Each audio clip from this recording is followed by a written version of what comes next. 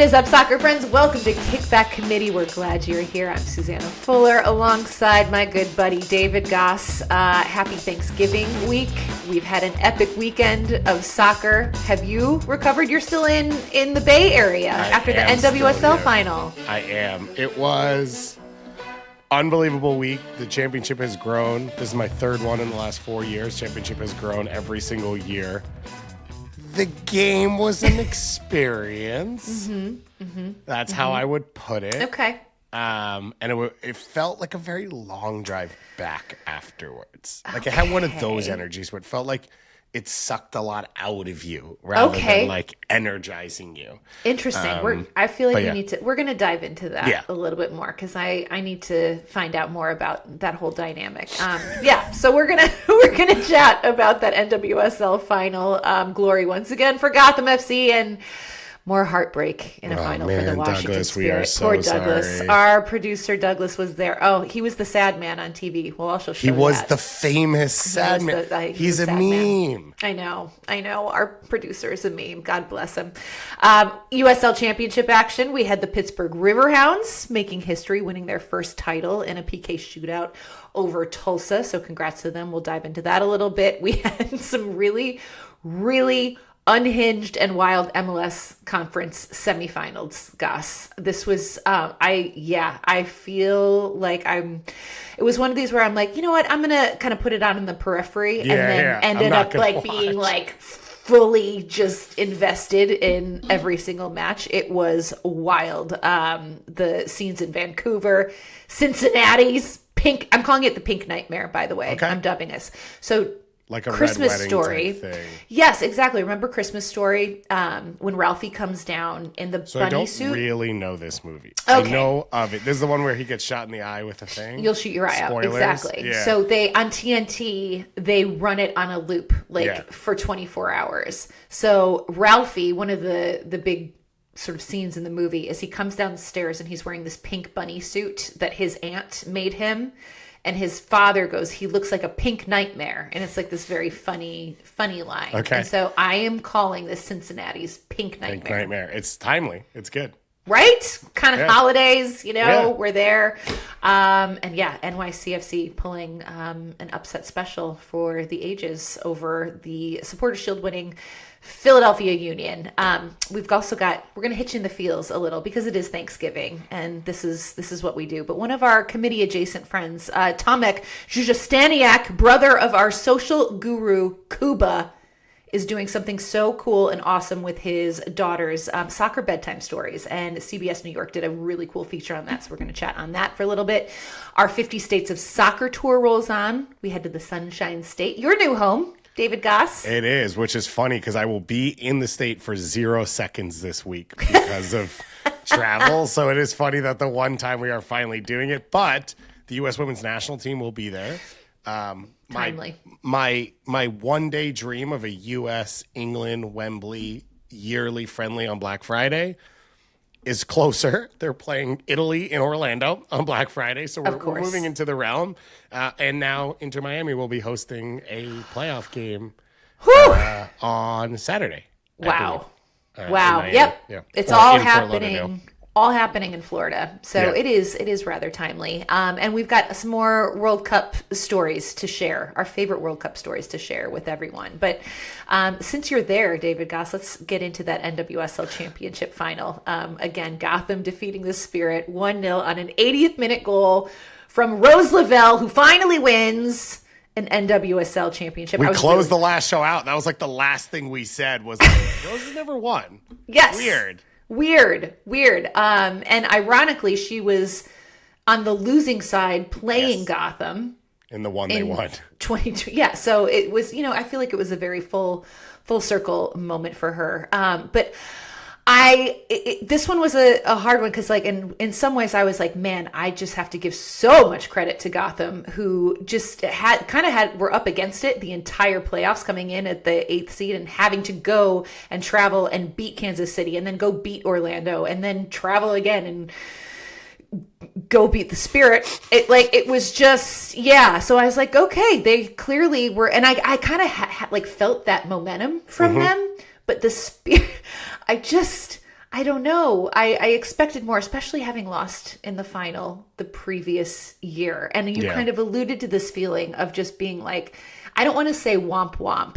Yeah. Like the womp womp. But I feel like that's kind of how it felt a little bit. Am I wrong? We talked about it with your Juan Knox team, and we've talked about it across other things of like full season quality versus playoff runs and like deserving, what it all means. And for Washington, not only were they second place team in the season, this is back-to-back years they were second place. Yeah. Across the 2 years, they've put up the most points. Like, they've been the best team in the league for the last 2 years, and I think I wanted that to be recognized, and like, I don't think this takes away from that.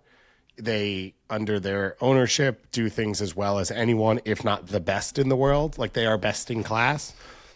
And so I wanted all that to be like recognized and sort of valued or elevated in its moment. But they bumped up against this wall that they bumped up against last year. Me and Jordan talked about it for a while on Soccer Wise yesterday of like, what are they missing? You know, what's gone wrong? Is it just the luck of the draw sometimes in single elimination games? And this is what happened. They weren't favorites last year.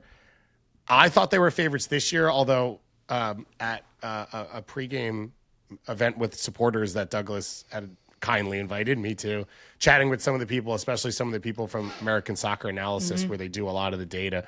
They said the models they kept running came 50-50 or Gotham by a slight percentage. Interesting. Do you know what it was based on? I don't know. Maybe it was like Trinity Rodman being out and therefore some of the match winning in there. And Katzenberger is the best goalkeeper in the world. Those tend to pop for moments like this where certainly if you look at the two ends of the field and you say, okay, who's going to have a match-winning moment?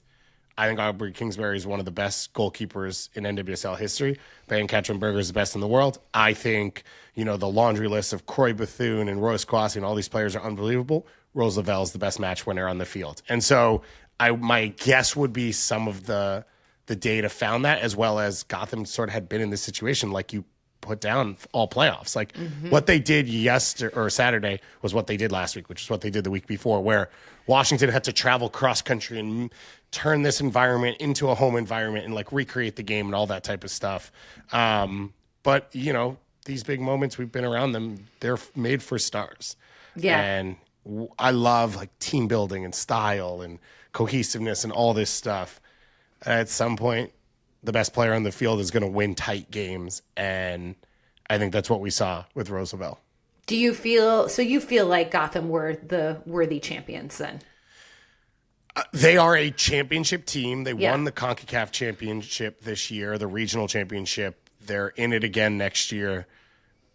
They could go toe-to-toe with any team in the world. Like, I feel strongly, and this is a huge debate, and Trinity Rodman has sparked it again. Is NWSL the best league in the world? Where do the teams stand? Is the ceiling lower, but the floor is higher, a.k.a. you can't afford the biggest stars maybe, but on average the rosters are better and more competitive than other teams. I still think most of these teams on the field on their day against Chelsea, Lyon, PSG, Barcelona, they can compete.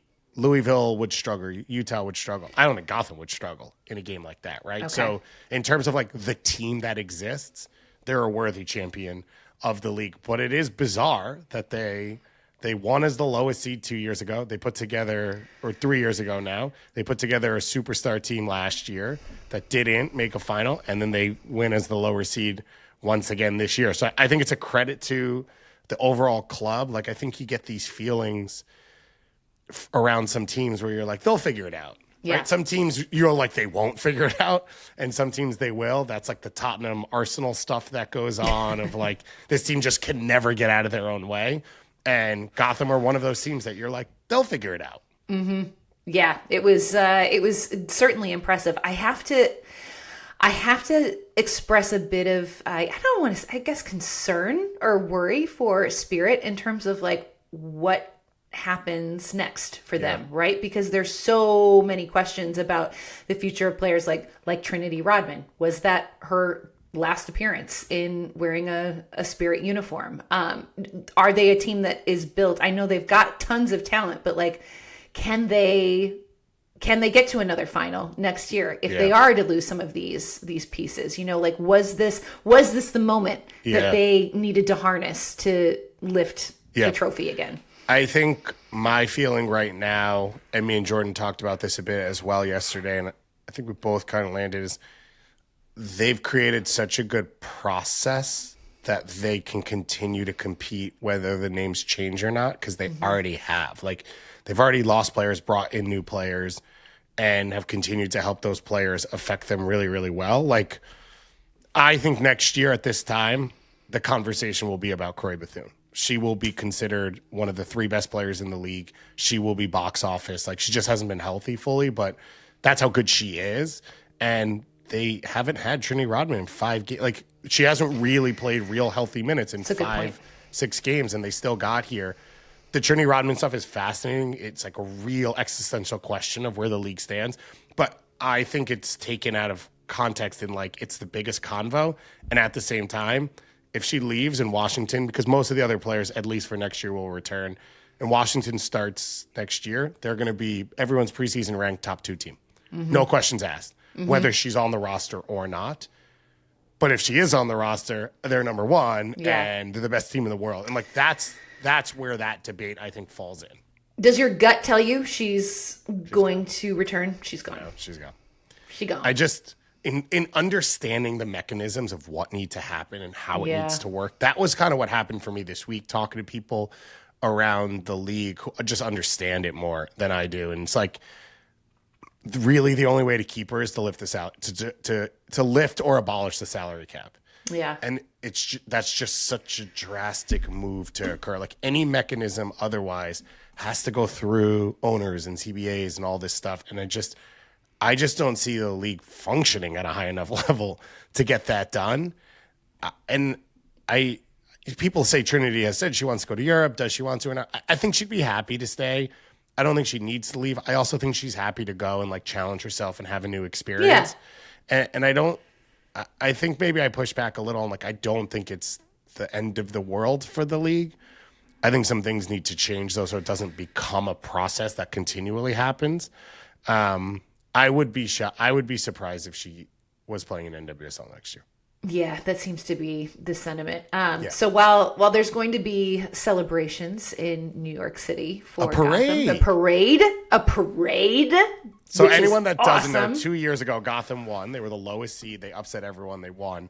They had nothing planned, and there was, like, a pretty big uproar of, like, what is happening. They ended up having, like, a rally at the stadium. People came. We talked about it sort of on the show with Gary last week.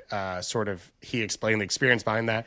They planned this time. They got the plan together, and they got the Canyons of Champions, and they got to go to the mayor's office, and they're probably the only professional sports team that we'll see Mayor Eric Adams before he heads to Istanbul or Miami or wherever he ends up. So yeah. It's an experience for sure for the group. I know. Come one, come all. Did you see Rose get kicked off the pool table? Oh, of course I did. Unreal. Unbelievable. She's incredible. I know. Did I ever show you my Halloween costume from last year? Mm-mm. I was drunk Rose Lavelle after they won the gold medal. Just, like, hungover holding the medal. And it was. I'll send you the picture. Yes, I had the little bottle of Fireball as my prop, but I had the beret on. I found the exact shirt, like the Ralph Lauren shirt, and I'm just like, It's such a good photo. It was so good. That was my costume, and I was really proud of it. But yeah, that girl, great personality. She's amazing. Yeah, she is. If there's like someone I'd like to hang with, like, it is 1,000% Rose Lavelle, and I have felt that way for probably like 10 years. I feel like she's just all vibes. Yeah, we love Rose Lavelle. On the on the sad vibe page. We talked about it in the intro a little, but our lovely producer, Douglas. Yes. Okay, so this guy, I mean, how much does he love the Washington Spirit? It's his love. I think this is his third cross-country trip to see them this season. The man is devoted and also just a lovely soul and human. This is why it broke my heart. It broke my spirit, if you will. Yeah. Because they showed him twice on the broadcast, Gus. Brutal.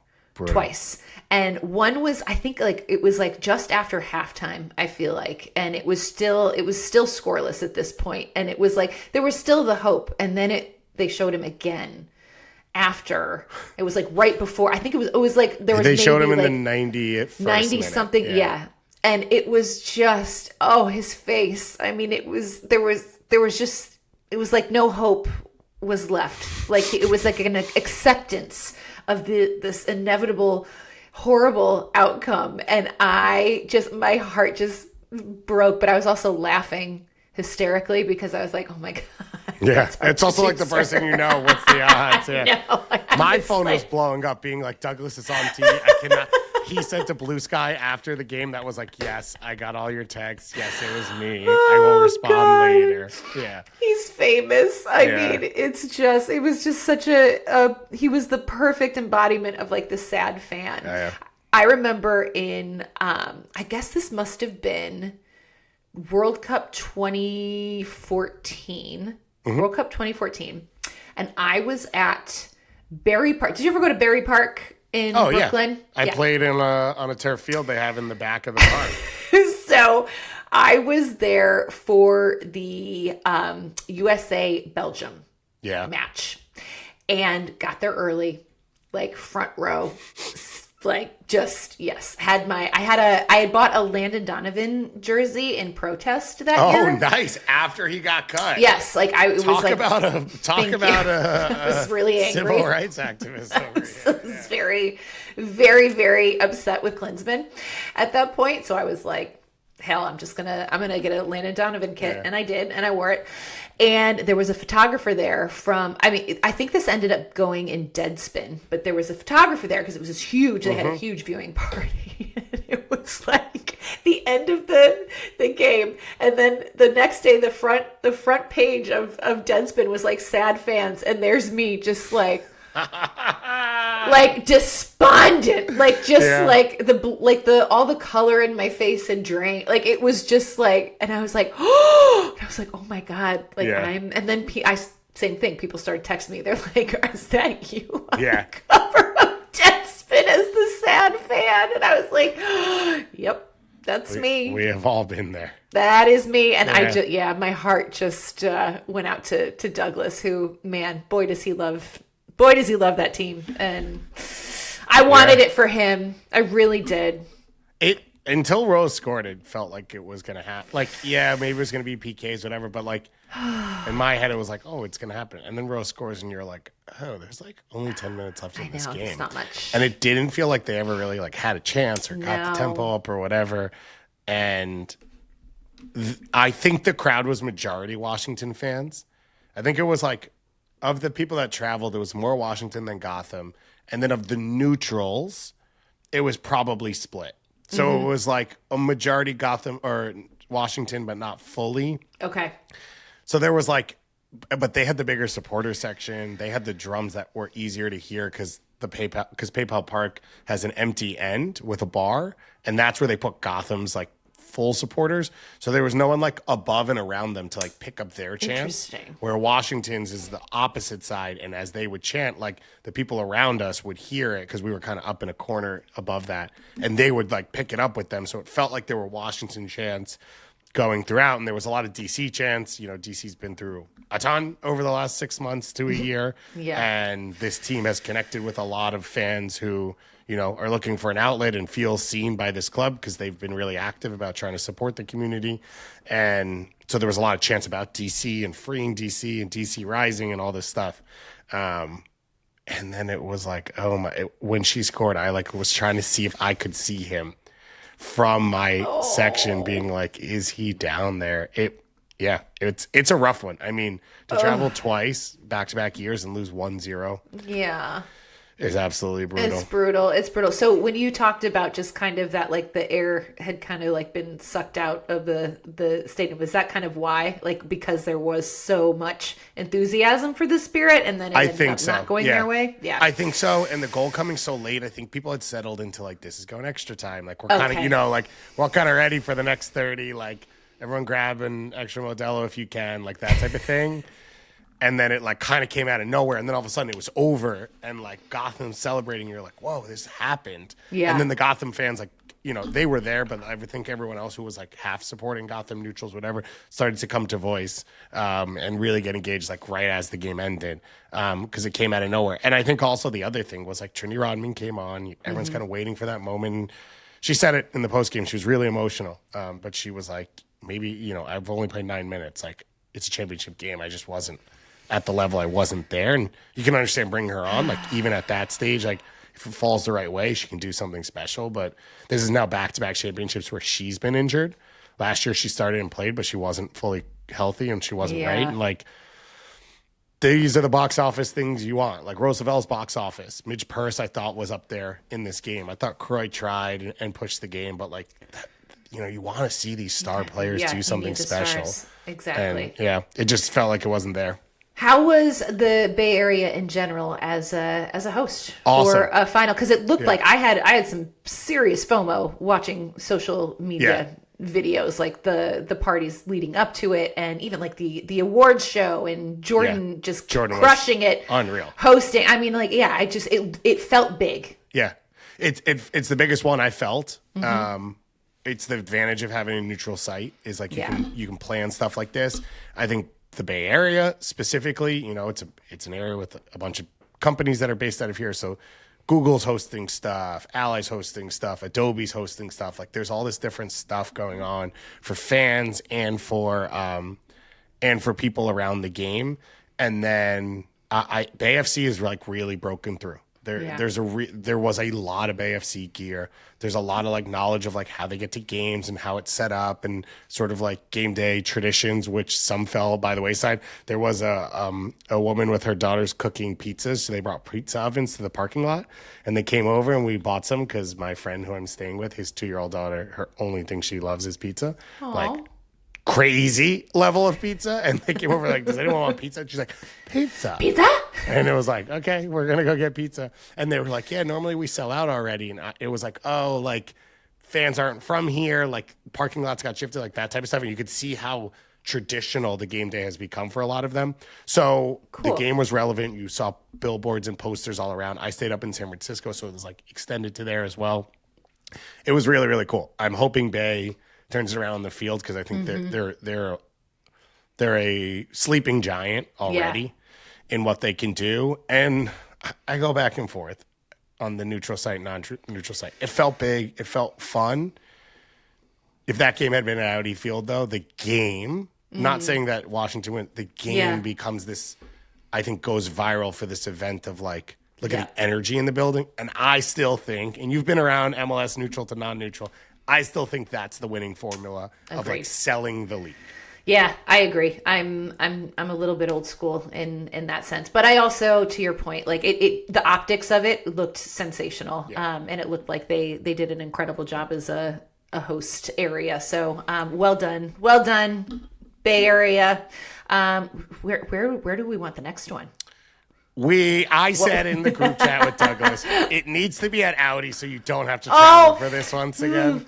But isn't that like jinxing it a little bit? It might jinx it. Also, they hosted in 2022, so the odds of it happening are low. He mentioned that Gotham has never hosted because they don't really have a stadium. They've only been at Red Bull now 2.5 years, I think, like as a full time.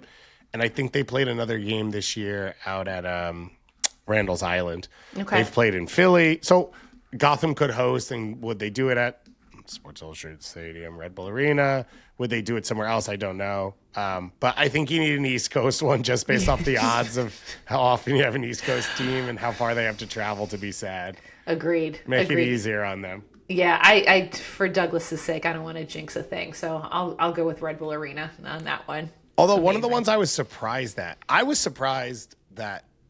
Denver or Boston has not hosted over the last 2 years, especially Boston, because Boston was announced last year, where it's like would have been a cool way. Like they're going to be neutral fans. Yeah, absolutely. I think Seattle did it before they came in MLS. You want to introduce fans anyway. It's a big event. It's a big way to sell it. That's a really good point. Site, yes, there's no chance of a home team, but as we've seen, home teams don't make it. Like it just doesn't happen. Right. So maybe Boston becomes it, which is still easy to get to for a decent chunk of fans. It's a good shout. Very good shout, David Goss. All right, let's move it along to USL Championship, shall we? Because the Pittsburgh Riverhounds defeat FC Tulsa in penalties after going scoreless in regulation. I feel like there's a kickback committee bump. You are okay, welcome. because you had a little conversation with goalkeeper Eric Dick, who ended up being the finals MVP, by the way, came up huge in this final. We only talked to stars. We only talked to stars. I'm so happy for this guy. He's just he's sort of been like the perpetual backup keeper and was just looking for an opportunity, and Pittsburgh gave him the opportunity. And, he's 31 years old and finally just has kind of broken through on a bigger stage. And you like it when good things happen to good people. And Ian, my husband, coached him in Minnesota when he was there. And he was just like, over the moon for Eric Dick. He was like, I love this kid so much. Like, I'm so happy for him. That was really cool. Really cool to see. So I interviewed him last week. We ran it on Soccer Wise. And again, you're welcome, Pittsburgh. Not Tulsa's fault. We had scheduling issues. But in general, if you want to win things, talk to us. And he actually remembered, so at his combine in MLS to get drafted, we did a talent show for players, and he juggled for us. He was actually like the only one who had a talent in his back pocket. And we got on the interview, and he's like, I know you. I was like, I think I made you juggle like 10 years ago. He's like, I can still juggle. Like, it was like immediate. I was like, dude, you're the best. Incredible. Unreal. And I was like, you're the superstar of the team. He's like, nah, I'm just a goalie. I'm like, well, you don't give up goals. You save PKs. You're kind of the superstar of the team. Kind of a superstar. Yeah. If you want to be a superstar as a goalie or a defender, Pittsburgh's not a bad place to land. And it was cool hearing him talk about it. I think he was really thankful for the situation, as you said, of like finally having a team committed to him, but also he seemed really energized in his second year now of like the experience around Pittsburgh, what's been built, people that have put in the work to do it, the way the community has engaged with the team. And it felt like a really big deal for them to win it for them. And so it was cool to see. I thought for an 11 a.m. kickoff, it was high energy game. Yeah, for an 11 a.m. 0-0 game, it was a high energy game. I mean, last year Colorado Springs was 10 a.m. local time. Ugh.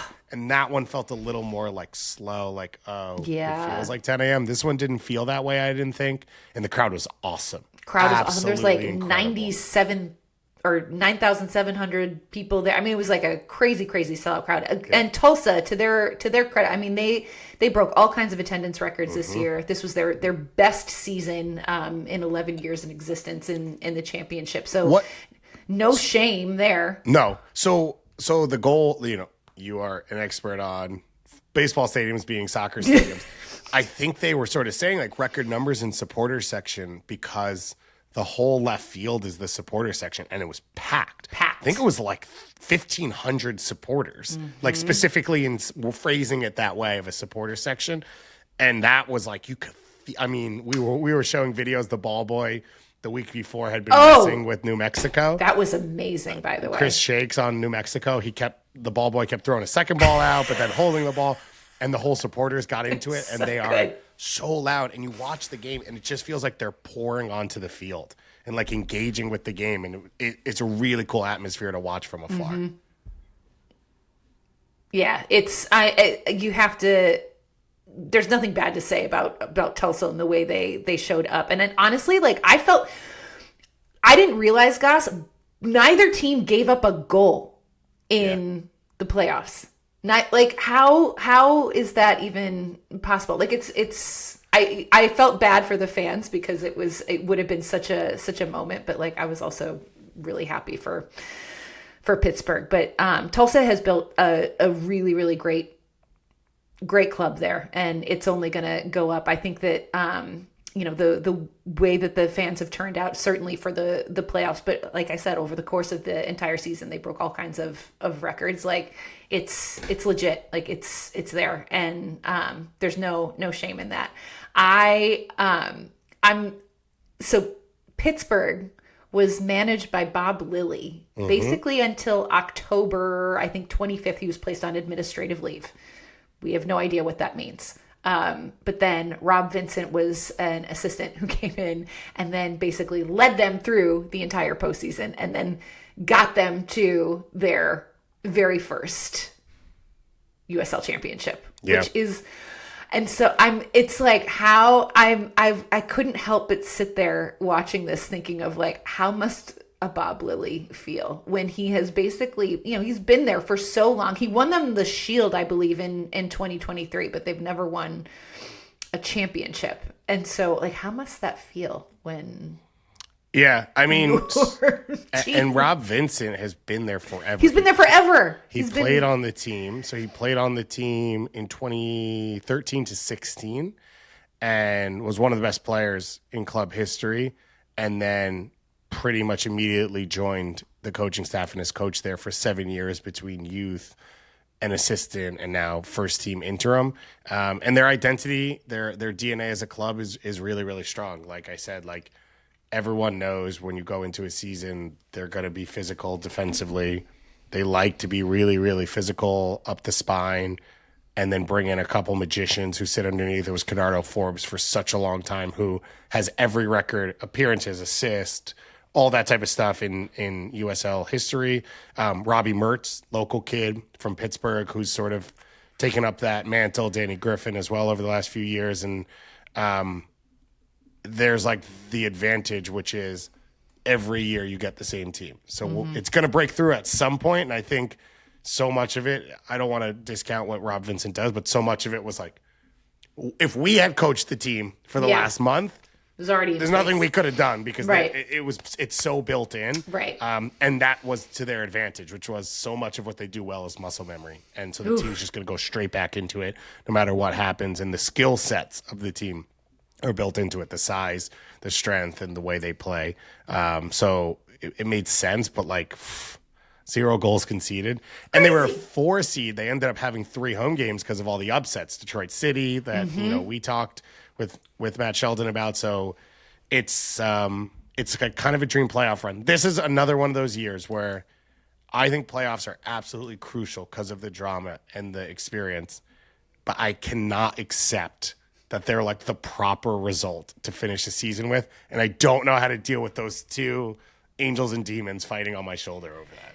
Yeah, I know. It's funny. I think I'm with you, but then also like my, Ian's team just won the Shield and the playoffs. And so I'm like, well, look. Yeah, that's a way to handle it.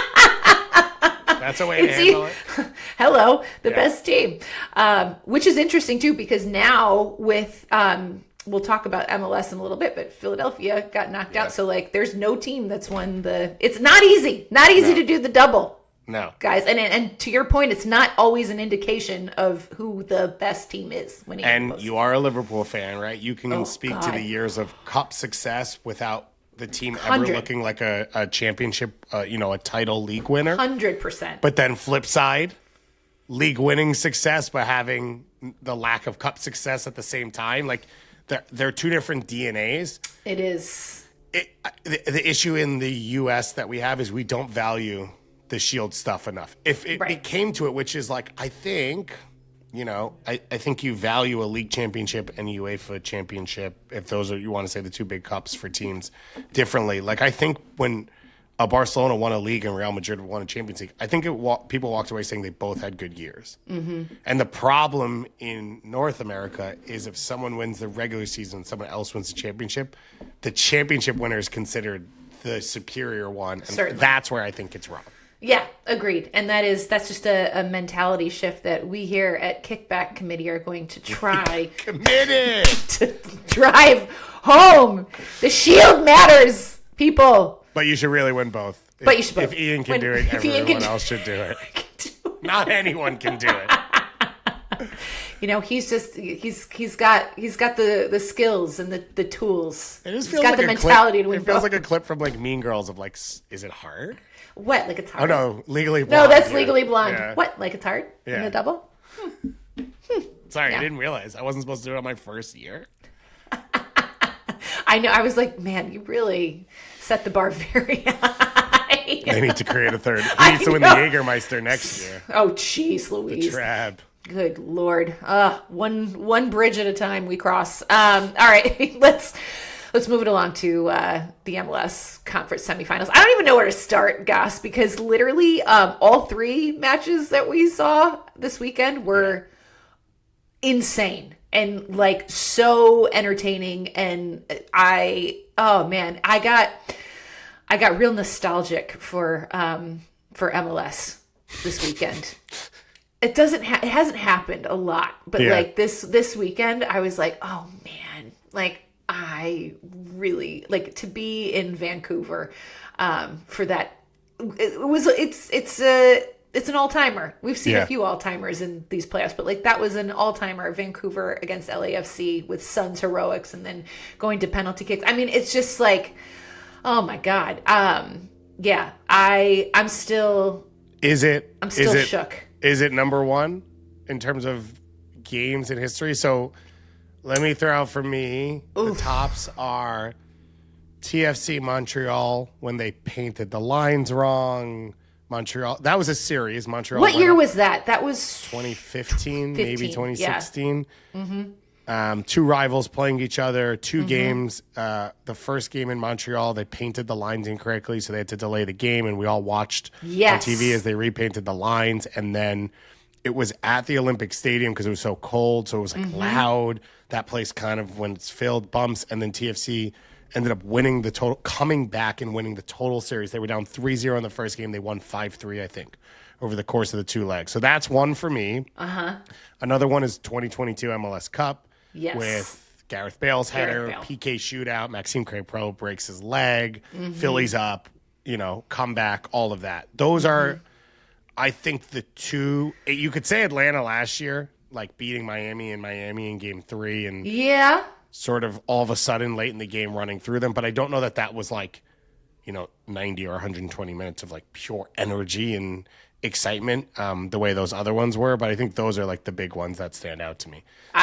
This game's up there. It's up there. I think, only because I was there in person for the 2022 final. Like, that one was just, I truly could not believe what. And it was great soccer. Oh, it was so good. It was so good. And this one was just like, I think there was such a build up to it. Like we kept, we were like, this is the playoff game to watch. And so, it just lived up to every expectation I think that we had sort of put out in the universe. And the stars showed up, and Son just burying that free kick. Like, I mean, right at the end, it was unbelievable. Send it into extra time. I didn't want it to end. It was so glorious, but also I'm just so happy for Vancouver. I think even though I had actually picked LAFC to win MLS Cup this year because I was riding that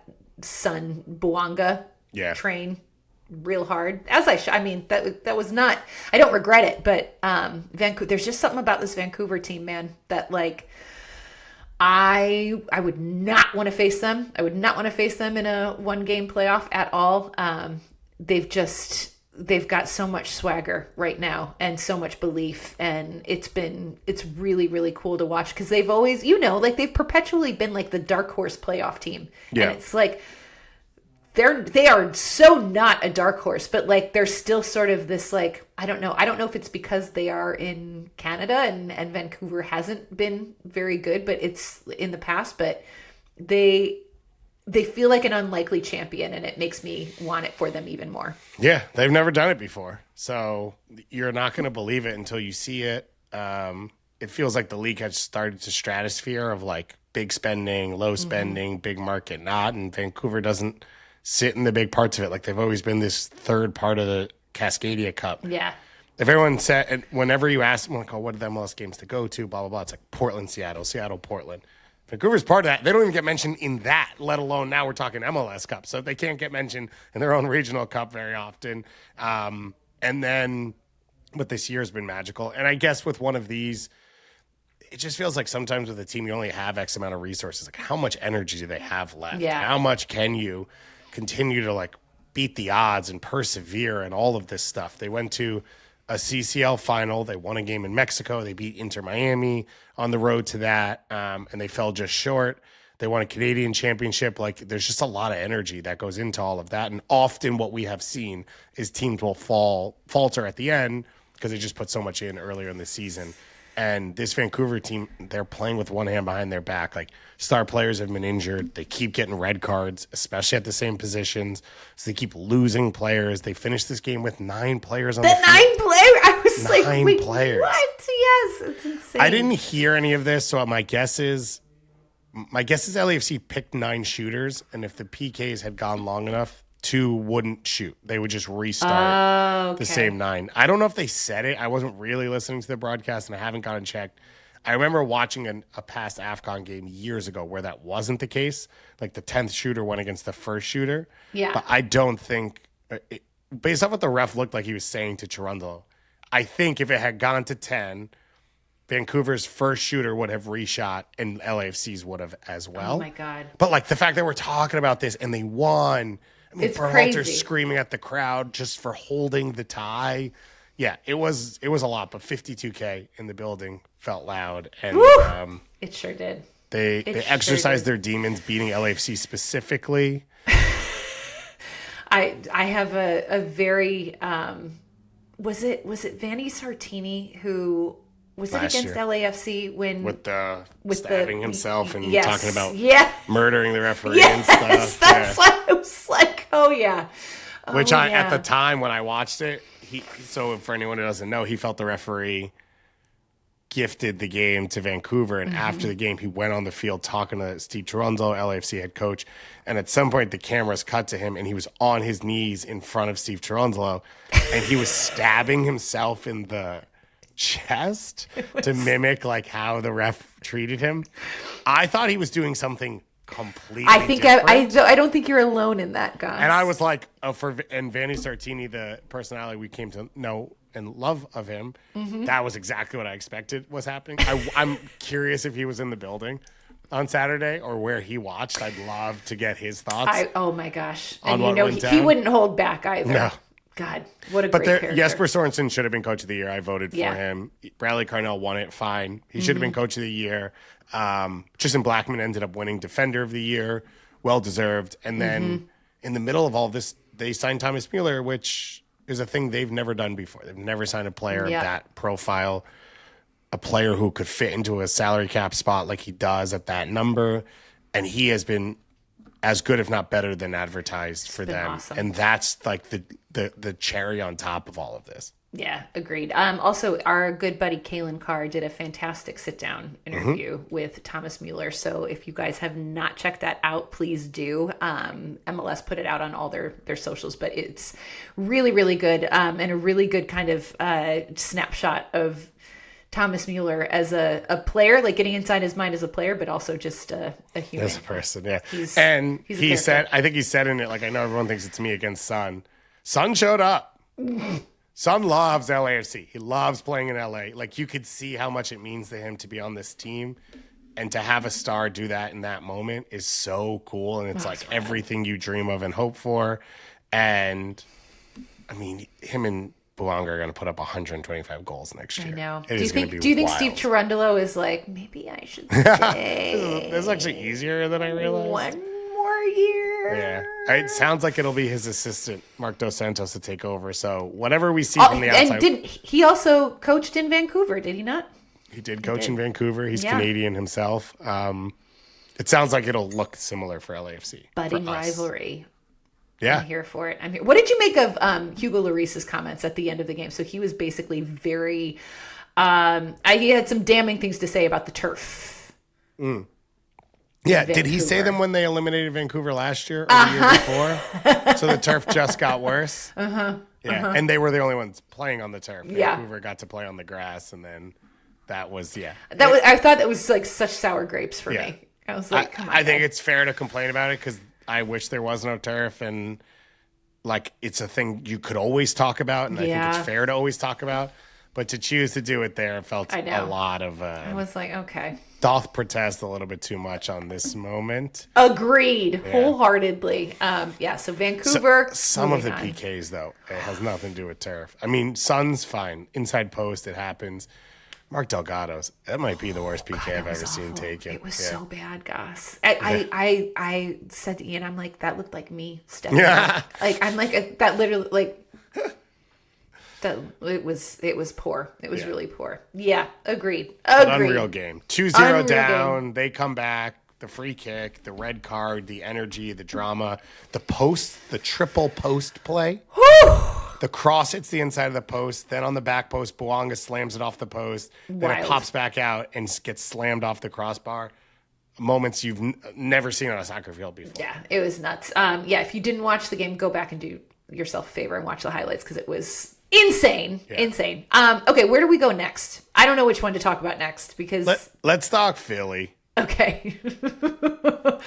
Womp womp. Yeah, so Philadelphia Supporter Shield winners got upset by the number 5 seed NYCFC in a 1-0 win at Philadelphia. I certainly did not see this coming, but a lot of people are saying this was just an absolute masterclass from NYCFC coach Pascal Jansen. And you talk about they're missing like all of their key players. They missed like an entire spine of a team for this game. Yeah. Which is why I think the odds I looked at the odds heading into this game. I think there was they were basically giving them like a 20% chance at even getting like a draw at the end of the full 90 in this. So this is a pretty remarkable result for NYCFC, guys. Yeah, they're missing Alonso Martinez, their starting forward, who's I think over the last 3 years has been the highest goal scoring center forward in the league. He tore his ACL with Costa Rica. Their center mid, Maestro, Aiden O'Neill, red card, unavailable. Andres Pereira broke his leg, unavailable. They've had other injuries throughout the team as well. So they played a left back at center mid. They played a 17-year-old at center mid. They played a winger at center forward. They played a center mid at center back. Like, it was one of those games. And I think Pascal Jansen, tip of the hat for sure. To me, Matt Freese, superstar performance. Mm-hmm. And he has like edged his way up. He's the national team goalkeeper right now because he's the only one who performed when he got the chance. And I don't think Poch is going to take someone out for no reason. But these are the moments where you're like, okay, if he's putting these on his resume still outside the national team games, like this is what keeps you solidified in that spot. And it was against his former club, too. He made some unbelievable saves at the back post. And the one on Oloski late on, like, crazy. Crazy. So back in 2021, when NYCFC ended up winning MLS Cup in Portland, I think they were a 4 seed, Gus. And yeah, I don't know. It kind of, there's like a same sort of like energy around this team. Now, mind you, they're going to have to come up against the buzzsaw that was Inter Miami, which we'll talk about. But there's something about this NYCFC team that like, I'm very intrigued by. Yeah. It's almost like every time they've been big favorites, it's overwhelmed them. And every time they've been underdogs, they've been able to like make their bubble small and sort of just like battle against everyone. Maxi Morales is just a huge part of this. He can play through pressure. He can play through everything. He can play 5 positions. He's sort of this like do-all for this team, and he's aging, but like he's been at the center of all these great runs that they've had. So it does feel a bit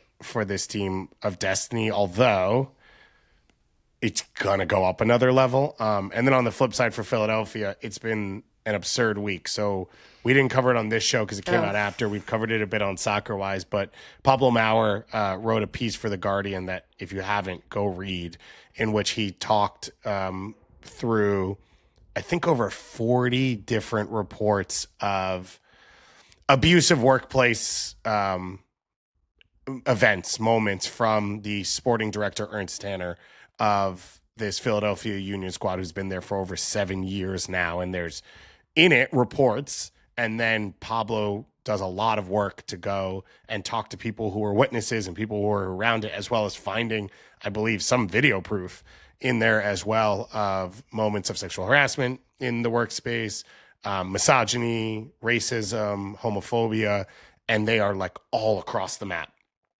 everywhere, around a lot of different people at a lot of different times. So it's been a week of turmoil, and then he was put on administrative leave last week before this game even started. So it's been a week of turmoil for this club that a month ago was celebrating a supporter shield and a new head coach winning coach of the year and all these other stuff. And there'd always been a question mark with Philadelphia of like, what's the limit of what they're capable of, because they're one of the lower spending teams in the league. And normally in playoffs, that's where you see it come to. So they lose kind of in a way people almost expected. And they do so in a week in which you question everything about the culture of the club from top to bottom, and the morals that they're instilling, the workspace that they're building, and what they look like going forward, and how it changes, what changes. So this is like a complete unknown that we are in right now for this club. He is as influential an individual on one MLS team as there is in the league. It's not like, okay, everyone has their role and they're in their verticals. Like, this is the person who decides pretty much every direction that the club goes in. And so there's a lot to find out still, and like a lot of investigation that will still occur. And I think it's going to shed a ton of light on what's been going on in Philadelphia and what needs to shift. In that vein, though, it's almost impossible then for players, coaches, team personnel to fully focus on a match, even though that is, the task at hand. It just feels like it was, the time, the timing was less than ideal for something like this to come out, because you have to think that it certainly played a part in, just in fans' preparation. Engagement with exactly, the team. Yeah. Exactly how fans are feeling about it. Yeah, all the message we were getting in social from fans were like, I don't know if I'm showing up. I'm done with this team. What is this? Like, this is embarrassing. Super, super unfortunate. Take nothing away from Bradley Carnell and what he was able to do this season with Philadelphia. But yeah, it kind of feels like they went out with a whimper, and in the midst of what could be an even uglier ordeal. As you mentioned, there's probably much more to the story that we'll wait to find out. But not the send-off that Bradley Carnell and the Philadelphia Union were looking for, certainly.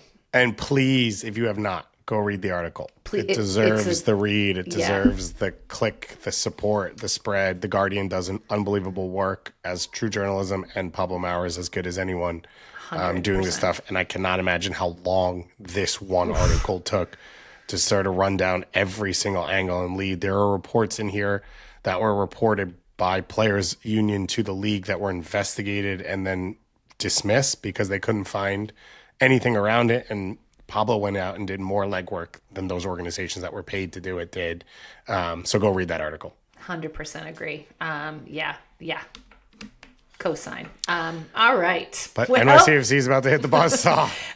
Because, as I mentioned in the intro, the Pink Nightmare happened to Cincinnati. A 4-0, rout isn't even the right word for what happened at the hands of Lionel Messi and Inter Miami. I mean, Cincinnati got played out of TQL Stadium.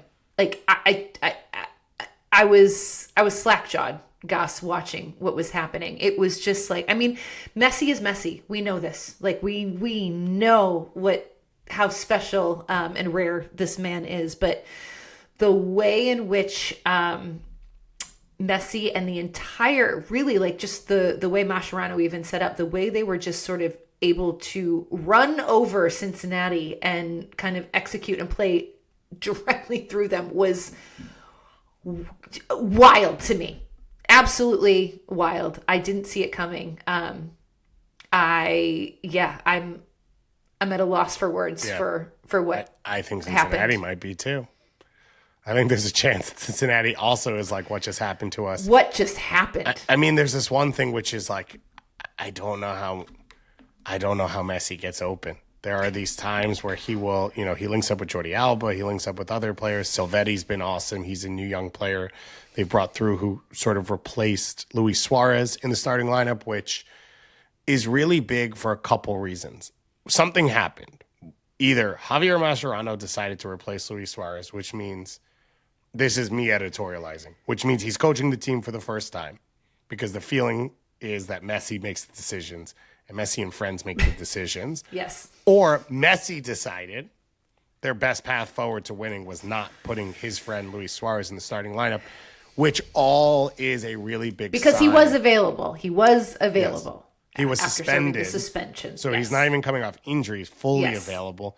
That's all a really big sign that someone connected in decision making is taking this really seriously and doing what's best for the team. And if that's the case, this is where this feels different from the last 2 years and feels fairly unstoppable. And Cincinnati had a couple half chances. I've said it over and over again. You're not going to stop this team. You have to score. And that's where the fear comes for NYCFC. I don't know that they can put up 2 or 3 in Miami. And if you don't, you don't beat this team. No. There was a moment, I don't know if you caught it, but the cameras showed Mascherano like speaking to Messi during the match. I think it must have been in the second half. And I said to Ian, I was like, is Messi listening to him? Actually, I'm like, or is he just like, okay, like, but there was such intention with the way Mascherano was speaking to him, and it did look like, a typical sort of like coach-player conversation, the coach telling the player exactly what he was looking for. But in that context and in that setting where it's Lionel Messi that you're talking about, I had a hard time believing that was what was going on. But maybe it was. Maybe something's clicked. Maybe there's a level of frustration people have gotten to. And I would say on the buy-in side, also the moment Miami scored their first goal, Suarez gets off the bench and is talking to Falcone about their spacing. Mm-hmm. And that's like, okay, he's not starting. Yeah. Right? This is a guy who's been a superstar his entire life. He's not starting, but he's so locked in and connected that he's still engaging with the team. I think all of that's like almost all more positive than the goals they scored, which are obviously the biggest part because they're 2 games away from winning for the first time. That's where this all feels different for this team. And if they're there, if they're connected, if they're playing together, there are deficiencies in their team. Mm-hmm. There are ways you can beat them, but it just feels really, really hard. And you have to be perfect. I think the pressure of being perfect is what gets to people, is their opponents. It adds 5% to every chance you get of like, I have to finish this. It adds 5% to every tackle you go into of like, I cannot lose this. And yet somehow that all turns into, well, no one's going to track Messi as he goes to the far post, which I still don't understand. I don't understand. And it's wild because Cincinnati they've been such a good regular season team for the last like 3 or 4 seasons. And yet when it comes to the playoffs, they just consistently fall short. And I don't know if Pat Noonan must have felt waking up this morning and being like, what the hell just happened? But their inability to make any sort of adjustment was just like, I was very surprised. It was not the match I thought it was going to be. Alas, here we are. Inter Miami going to host NYCFC. And I won't be there at all. and Gus is going to miss the whole I'm going to New thing. York for Thanksgiving. Oh, gosh. And then, of course, we've got, what do we have tonight? San Diego, Minnesota. San Diego. So we will cover that. Me and Tom will do Soccer-Wise on Tuesday. Whenever this is coming out, when we get Douglas out of the depths of sadness and travel to get this out. But Soccer-Wise will have all the coverage of that game. And so previews of the conference finals coming up. And while everyone's away at Thanksgiving. And thank you to everyone who said hi at NWSL, by the way. I didn't mention that. Soccer-Wise, Kickback community fans, everyone. I know I got some complaints as well. I appreciate those as much, if not more. What was the biggest complaint? I got a complaint about my mute button when I drink water. And I got a complaint about not doing some of the stuff live enough. So we will try and do more of that. So people can be in the comment section. I like that feedback. Yeah. That's good. Yeah. The water thing that's an easy fix, Gus. I feel like I mute 87% of the show, and then I feel like I almost mute too much, so I think I stop. I've also been off and on sick for like a month now, and I've got these cups of water where I put all of the cough drops in, so they slowly melt into There's liquid. only so much you can do, buddy. Yeah. You're fine. You're fine. I'm dragging through it. Speaking of, this is the cure-all for everything. Okay, so this is really cool. We have a very, very good friend of the show, Tomek Krzyzostaniak, who is the brother of our social media guru, Kuba. He has done something so cool, Gus, that is just, it just warms my heart, especially in this, like we're entering the holiday period. Like, this is the kind of stuff that I'm so here for. So Tomek has created this thing called Soccer Bedtime Stories. Okay. And so this started because he's got two adorable little girls, Zosia and Frania, and they love soccer. They're soccer obsessed little girls, and you love to see it. But he created this podcast where he would like tell them soccer stories, as bedtime stories. And so it became this thing, and he started recording them, and he has this really soothing kind of voice. Great. And he tells these stories about like either, big superstars and big moments and big games, or the way that they struck the ball. And it's just all in this very calm, lovely, lilting cadence. And it's so good. And people have noticed, because CBS New York ended up doing a feature on it, which is so cool. Yeah. But they were interviewing them, all of the entire family, and saying that like they get listeners now from all over the world listening to Soccer Bedtime Stories. And he's turned it into a book. He wrote a book. One of the stories he ended up turning into a book, which is just so, I couldn't love this more. Yeah. If I tried. I think for sure get the book on your wish list and get some orders in so that you can. I know I'm going to do it now for some family for the holiday gifts, because what a perfect thing to have. I'm staying with a friend right now, and we bought a Alex Morgan, like Icons of the Game children's book when his daughter was born originally. Oh, so I got to see that, and it's nice to see like, oh yeah, people like the book. So go get this book. And yeah, I'm like, I'm just going to listen to these. These are calming. These are great. That's what I said. I was like, I'll put these on when I need to go to sleep. It just kind of lulls you into this beautiful, serene state. But we're going to put the link to the feature that they showed on CBS New York in our bio, so you guys can check that out. Worth a watch. It's really great. Also, just like awesome people doing awesome things, and we are here to we love celebrate it. We love soccer. Okay, speaking of loving soccer, Gus, it's time for some of our favorite World Cup moments. And Kuba, who we mentioned, the brother of Tomek, shared his favorite World Cup moment. So this is your turn to tell a soccer story. This is like your soccer bedtime story. And actually, his brother is a part of this. So getting in character, welcome all my soccer friends. Kuba's favorite World Cup memory was a magical 12 hours in Washington, D.C. on October 14th, 2009. It was the U.S. men's national team's final World Cup qualifier of the Hex of that round. It was home against Costa Rica at RFK Stadium. His college roommate and him found a cheap flight to Baltimore from Milwaukee, and his brother, who we just talked about, Tomek, who lived in New York City and still does, rented a van with a group of friends, and they all drove down because they wanted to go support Charlie Davies, who was seriously injured in a car accident leading up to that match. After a fun couple hours of tailgating outside RFK, we made our way into the stadium where the U.S. had already qualified because of their great performance down in Honduras the game before, and Costa Rica, playing against them, needed the result to win. Costa Rica went up 2-0. They said maybe it just felt like it wasn't going to be the U.S.'s day. And then at halftime, their phones began blowing up, similar to Douglas's, because apparently they were featured on the ESPN broadcast with their homemade signs for Charlie and a shout out from none other than Ian Dark.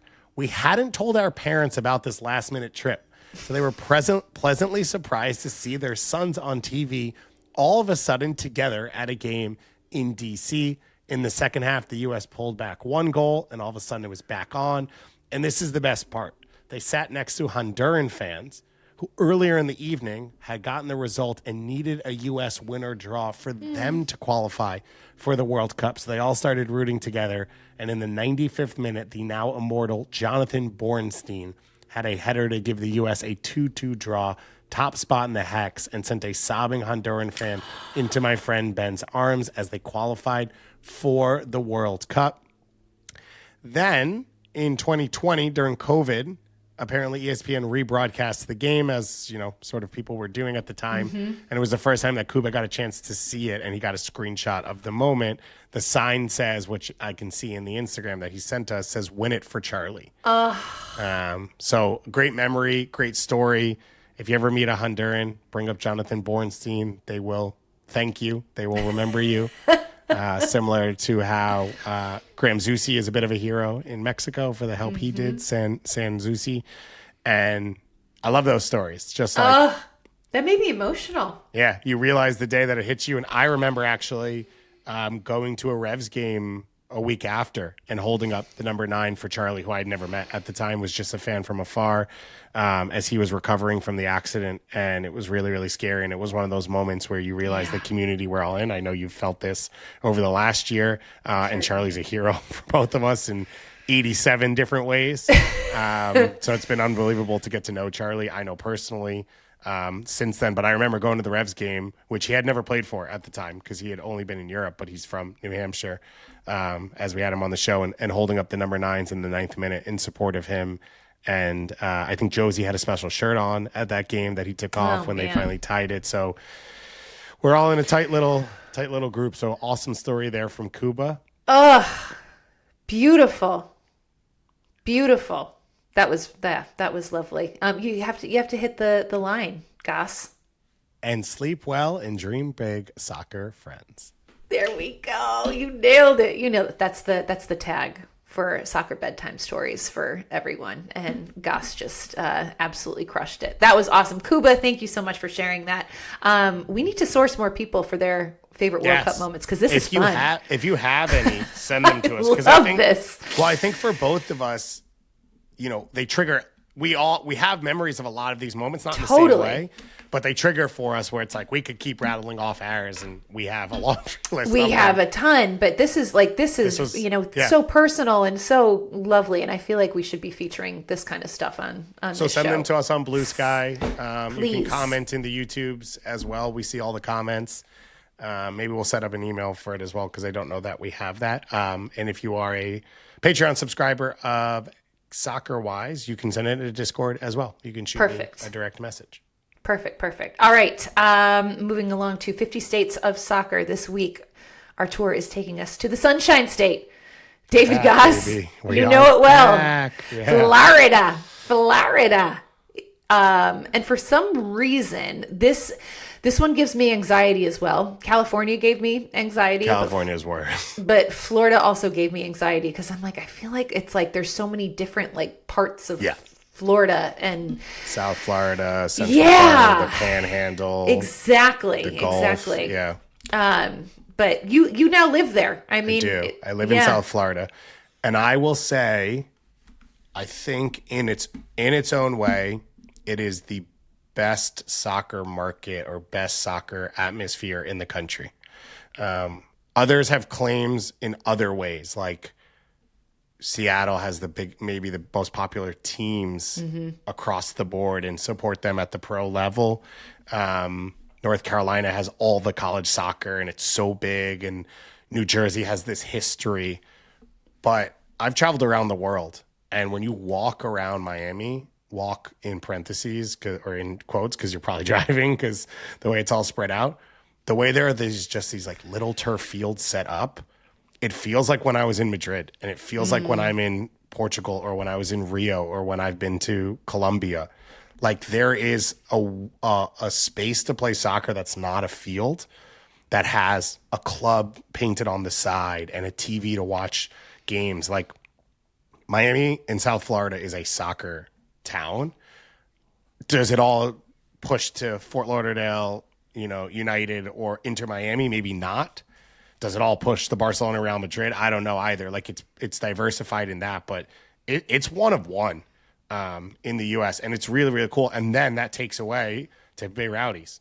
50 years they celebrated this year. Unbelievable. Crazy. Their support, the energy around them, the Orlando Pride, Orlando City, what they have built in Orlando, the history of youth tournaments across the state because of the weather. And, we all grew up, okay, we got to play indoor to prepare for February tournament in Jacksonville. And we go out to Jacksonville and they're building some USL teams and lower division teams as well right now. Like the state has soccer in its DNA, but the stuff in South Florida is different from anything I've experienced in the US before. And I think it's really, really cool. I'm actually excited to highlight it. I probably should be there while we're doing it, but I'm excited about it. Whatever. I'll be back. Yeah, you'll be back. You've got plenty of time. It's interesting too, because in USL, I think there's going to be like 6 teams in Florida now. There's Naples is in already. Sarasota is coming in. Sarasota's coming. There was a Palm Beach. Yes. That was going to come. There was a Lauderdale. Fort Lauderdale. On the men's side, it already on the exists men's on side. the women's side. Exactly. Yeah. And Jacksonville, I think. Yes. In some capacity. I think yeah. that's correct. Yeah. So it's crazy. Yeah, which makes sense in it's sort of replacing minor league baseball because of spring training. And lower league minor league baseball. I don't know the phrasing on that. There's so many of these little sports pop-up markety things across the state. And soccer has found, I think one of its clear paths forward is replacing those in some communities that maybe baseball's not as popular or whatnot. Yeah. So yeah, it's really, really cool. I think that's a new way that it's being emerging. But you drive around, at least Miami, and it's there's more River Boca bumper stickers than Miami Dolphins. Okay. What city in America, what place in America can you say that about? That's the part that's just so different. Benfica, Barca, Real Madrid, Man City, all that stuff in a way that's not just Liverpool the year they win the title for the week after they win the title, but this is people's number one sports team in this area. Yeah, it's a really interesting and good perspective. So we've got to do our little scouting report here, and we've got some early shouts for some of this stuff. Yeah, we need a lot of advice. But we need a lot of help from everybody. So we will be crowdsourcing for sure. But bars, we've got shouts for Mary Margaret's Old Irish Tavern in St. Pete. St. Pete's actually pretty cool. Have you been to St. Pete? Great. We drove out to Clearwater a few weeks ago. And then we stopped in St. Pete. There was actually Tampa Bay Rowdies people getting coffee behind us in line. Oh, great. Yeah. What a great, that whole Tampa, St. Pete, Clearwater, Sarasota, down to Naples area. That's where we got Culver's. There's a lot of Midwesterners out there as well. Say less. Yeah. Great area, though. Really, really fun time. Agreed. Okay, so Mary Margaret's got a shout. We got McDitton's in Tampa. I have not been there. I've not spent a ton of time in Tampa. And then the Harp and Celt in Orlando. Is that downtown?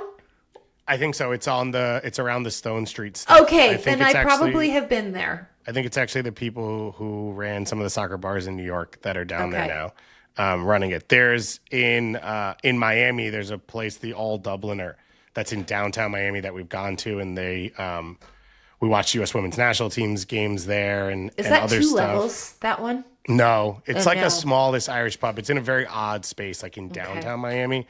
And then 305 Sports Bar, which is a huge international soccer bar in Brickell, which is the neighborhood that I live. There was a really cool Argentine place in Miami Beach, in North Miami Beach, which I don't know what things mean anymore post-COVID of place to open or not. It's called Muchachos, and it's it was Argentine pictures and paintings and El Dario in the bathroom, stacks of magazines and paintings of Maradona and all of that, and Argentine food. And it was a place to go watch games. But besides that, we need a bunch of advice because I know there's a million places to play. And one of the cool things in Miami actually is there's a lot of these mini pitches and they all have a food stand and a bar.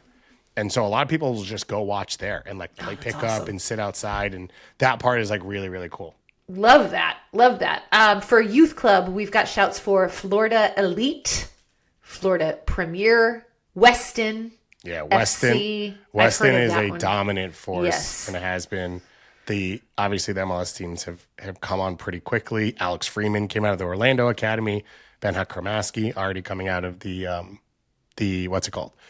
The Inter Miami Academy. It's a soccer hotbed for sure from a youth level. So there's a lot there. So I'm curious to see what people say on the urban legend side of things with this one. Oh yeah, do you have one in mind? So there's some NASL era rowdies, which I think is a really good shout. Call of Valderrama. There's this thing that happens, which like, do you remember the Florida Soccer Soldiers a few years ago? They won a U.S. Open Cup game as an amateur team. Yes. And it was like the roster was like 3 players who had like 57 caps in CONMEBOL World Cup qualifying, and like Venezuela and Colombia who just like retired and moved to Florida. There are these characters in the Florida soccer scene that like are unmatched of like, so at TST, there was a team that represented a indoor facility that's based out of West Palm. And on their team, they had someone who's now 41 who started the 2010 World Cup final for the Dutch national team. And he also plays small-sided with this like indoor facility. Okay. And I'm like, no, right, yeah. He like, they say international, you go do the research and you're like, oh no, this is like, because I couldn't see the name. I was like, oh, this is like, he was like the starting right back. I cannot remember his name now. And you're like, that doesn't exist anywhere else in the country, right? That is Florida only. So I would love for people to send us some of their ideas, because there's these names in there that are like, that person lives there? What? Yeah, I know. There's definitely got to be some really, really good ones in there. So we're trusting all you guys to help us out on this front. When it comes to five-a-side, Goss, there's also a bevy of really, really talented players to choose from. Guys like you mentioned, Graham Zusi, Eddie Johnson, Dax McCarty, Abby Wambach, Heather Mitz, Aiden Morris, Josie Altidore, Ali Bedoya. Like, yeah, this is elite soccer pedigree. Yeah, I think we didn't use Josie and Ale for New Jersey because they were both born in New Jersey, moved to Florida. So I think they're eligible, but we're checking on that one. But like you said, there's like a ton of other people in this. Abby, another one I think was born away, moved to Florida. I don't know timing, but obviously is going to end up on a list because she's like the greatest goal scorer in the history of the world. But yeah, there's a lot of great soccer talent. And I think we're missing a ton with this one too, where it's like, I think you have players from Florida who have like played for other countries in international and stuff. So we need a little bit of support and all that. I think actually Bolivia's starting center back right now, Efrain Morales, who plays for CF Montreal, he's from like Jacksonville or something like that. And you're like, okay, cool. So you're going to play in a World Cup playoff for Bolivia. Like, that's just another person from this state. So the possibilities are really, really high, but we need a bunch of advice. So please, people who know way better than us, help us out. We'll be putting out a social post soon, and we will be looking for all the answers from all of you lovely people. Okay, speaking of five-a-side, it is Thanksgiving week, David Goss, so we have to, like, I know it's cliche and every podcast probably does some sort of version of this, but we're a podcast. We're a podcast. Also, we happen to love food, and we do a Great British Bake Off segment, for God's sake. So no, this is totally on brand for us. We are going to do a five-a-side based on Thanksgiving dishes. Yeah. And I love this. Yeah. I'm here for it. Okay, so let's start here. Where do we start, Goss? Let's start protein. Oh boy. Because I'm in a couple of group chats, and I think it may be equal to yours, where I get trashed. I love turkey. I absolutely love it. To me, not only is it a must, it is one of the things I look forward to the most. I am very particular about my turkey. I'm dark meat only. Okay, that's fine. I don't dark mind. Meat only. Yeah. I've just had too many dry turkey breasts. No. But like the dark meat is consistently like nice and juicy, and and I douse that shit in gravy, and let's go. Does gravy count as a side, or is that like sort of come with the turkey? No, I think it's its own thing. Okay, it's its own thing. Yeah. Okay. So we're putting turkey. Yeah. As like like you said, it's the protein. Yeah. Okay. And so this is the other thing, which we were talking before, because you're going away for Thanksgiving. I have people in my life who don't even bring turkey. Yeah. And it's like they just do a brisket. Yep. Or rib. Like they're like, I don't need to eat that meat. And I'm like, I want turkey. I want it as part of it. Have you ever cooked a turkey? Have you ever tried? A whole one? Yeah. No. I've been around. I've helped. My dad's very good at it. He grills it a lot of times. Ooh. Yeah. Amazing. It comes out like kind of normally cooked, but it sits in the grill and it gets like some nice heat around it. And stuff. Yeah, that's elite right there. Yeah, I've made turkeys before. It's hard. It's a big bird, you know, and like it, especially with like if your oven. I was trying to do it in a New York City apartment, you know, and like it's God knows how my oven was calibrated at that point, but like. It's hard. And so I think like I've had enough bad turkey where I get why some people are like, yeah, I could take it. Right. Or but leave it. To me, it is key to bring together the other things we're going to talk about as the bites that I want. Okay. So my most integral thing, this is my most important, is the stuffing. Mm-hmm. To me, that mouthful of like that flavor is Thanksgiving. Okay. Boxed or scratch made? Scratch made. Okay. Scratch made. I will if box is the only thing available, I'm still heaping it on. But preferably handmade. So a lot of Thanksgiving stuff, and I think this comes from like you eat it as a child until you get older. I like we will get to it. I like a canned cranberry sauce. Oh, so do I. People do the homemade, and I'm like, I'll bring my own can. I'll bring the 99-cent can. Yeah, exactly. I will plop that baby down, and it will stare at everyone. Do you slice it? No, I crush it so it looks like cranberry. So I don't mind the box, but my family makes challah stuffing because we're in New York City and we have it around, and that is really my good. mouth just watered. Yeah, it's like an eggy bread with carrots, onions, all that stuff. Oh, it sounds so good. So I don't disagree with you. Now, for me, potatoes are equal to stuffing. Mm-hmm. The mashed potatoes, and they have to be creamy, but with a little bit of a bite. That to me is equal because I want to eat all of that together in every single bite. Agreed. And I would say, as much as I like turkey, stuffing and mashed potatoes are my top two things of the meal. Those are my non-negotiables. Yeah. Is stuffing and mashed potatoes. Yeah. Done. Okay, so we're agreeing that turkey, stuffing, and mashed potatoes are on here. Cranberries. It has to be a can for me. But here's the thing. Now that we've pulled gravy out as its own, what would you do, gravy or cranberries? I would do gravy. I would do cranberries. Oh, my God. Because I love a sweet and salty. You like a sweet and salty, which I completely get. But I also like, I need the binder. You need the liquid. Yeah. I need the liquid. Yeah. I need the liquid. Okay. All right, let's leave that one aside for now. Okay. Is there any veggies for you that are in here? No, I'll eat the green bean casserole thing, but like that's not like I don't need to have it. Do you know what I do love? Which like I actually thought this was like just a thing that my family did, but apparently a lot of people do. Those little crappy Pillsbury crescent rolls. Mm-hmm. Like, like I love them because then I use them to like. To vehicle the whole thing. Yes, to vehicle the whole thing. So, but I could surpass it in a five-a-side situation. So I don't need the roll, but my household, my wife pre-ordered like 57 rolls for like a 12-person Thanksgiving meal that I have to go pick up at 7 a.m. on the dot on Wednesday. Like so rolls are her most important thing as well. I'm not the same. But what is crucial to me in my life is I need a loaf of rye bread because my Thanksgiving leftover sandwich has to happen on rye bread. That's like my number one thing about Thanksgiving. Yeah. So if it's not rye bread, I'm like a little bit let down. It's not really. I think I've just never tried it on rye bread. Gotta do it. My trick is I do because I don't want to like I gotta like not overindulge, but have you ever had a Bay's English muffin? No.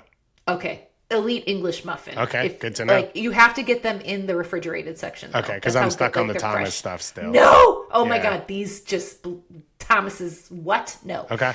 A Bay's English muffin, and then you put the butter in there because it gets in all the like crannies, and then nooks and you do crannies. your layers, and then you get this like little extra like buttery, like nosh. And so that's English how muffin seems like a good sandwich because it will hold stuff. It holds stuff. So for my sandwich, this is the thing I feel most strongly about. So it feels like, by the way, we're gonna just toss green beans away, which I'm in favor get out of here. So we have tucky. We have stuffing, mashed potatoes, turkey. Debate on the sauce thing, and then are we agreed on pumpkin pie? I have to have pumpkin pie. Yeah, me too. Pumpkin pie is my favorite dessert of anything around the year. Mm-hmm. This is not too sweet. It's got all the spices going. It's a perfect finish. Love pumpkin pie. Yeah. So to me as well. So we still have to decide. Between cranberries and gravy. Someone online can do it for us. I don't. Maybe Douglas can. Douglas can be the tie-breaking vote. Okay. Because I vote gravy. Yeah, and I'll vote Goss is voting cranberry. And the can, too. I don't want anything fresh. I don't want anything that tastes like it's real. Fresh. I want sugar. I want high fructose corn syrup. I want all that stuff on top of it. But what I do for my sandwich is I put stuffing, mashed potatoes, gravy, or the whole turkey thing. and cranberry, and that's the best bite in the world. There wasn't there a Friends episode about Ross's sandwich? And he had the moist maker. The moist maker. I don't remember. I don't remember either. Yeah. But it was like he like dipped something in the gravy, and that was the moist maker. And then somebody ate his sandwich, and he was like, livid. But I get it, because the Thanksgiving sandwich. You wait for it all year. You wait all year. And you cannot recreate it. Some places make one, and it's not the same. Sometimes I will, so I've cooked turkey breast off times of the year and be like, oh, I'll make it up. It just doesn't taste the same. There's a sandwich place. It's called like the Brown Bag Sandwich Company in New York that looks unbelievable. No, I haven't been. It looks insane, and they do a Thanksgiving sandwich, and they keep posting about it on Instagram, and I'm like, oh God, you should try it. Yeah, I'll be there. Well, there's a famous place out of Vegas that's in all the stadiums. It's like a chain that everyone knows, and their go-to sandwich is a turkey, like cranberry, whatever. But they chop the turkey up kind of like a chicken salad. Oh. It's not the right vibes. No. Best time of year. I'm excited. Happy Thanksgiving to everyone. We love Thanksgiving. Yeah, we're thankful. I'm thankful for you, David Goss. I'm thankful for this wonderful Kickback committee and our incredible crew, and obviously amazingly thankful for everybody who tunes in and listens to us banter week in and week out. We love y'all. Hope you have a fantastic Thanksgiving. Be nice to everybody, even the relatives that annoy you. Just give them some space. It's all going to be fine. And if you get bored, turn on some episodes of Kickback Committee or Soccer Wise. Also, we have to promote our live World Cup draw show next week. It will be live during the draw. We will be countered. We are going to watch it so you don't have to. So we're going to talk about soccer and fun stuff the whole time. And we're going to, the moment every team comes out of the bowl, we all learn at the same time. So you can watch our version of it so you don't have to watch the Gianni show and the Barapa and all that other stuff. Exactly. And the fake can people performance. Go? Where are you guys doing this? We are going to be at Legends Bar, in Midtown. So we're going to be downstairs in Football Factory. Awesome. You're welcome to come by and hang out with us. And then after the draw's over, we're going to do a bunch of analysis, and then we will be there. So we'll be hanging out. It kind of comes out of nowhere. It's like that first moment of World Cup. I've gone to a couple watch parties for draws in the past, but I remember 2010 when the U.S. drew their group. I remember being at a bar with people in Boston watching, and then going back and just staring at the screen. And I was with friends, and they were like, "What are you doing?" And I was like, "I'm just looking at the group." And they're like, "What are you looking at?" It's like, I don't know, but it's finally I finally know. For the first time in 4 years, I know what the U.S. has to do. And it was Algeria and England. And I was like, and it's England the first game. And they're like, you just keep saying that. I'm like, yeah, but that's all I want to talk about. So if that's like you, we will be there. And we will be online for hours streaming stuff on our YouTube pages, posting stuff on Blue Sky, everything as well. Amazing. Check it out, everybody. Again, have a fantastic Thanksgiving. Appreciate y'all. We'll see you next time.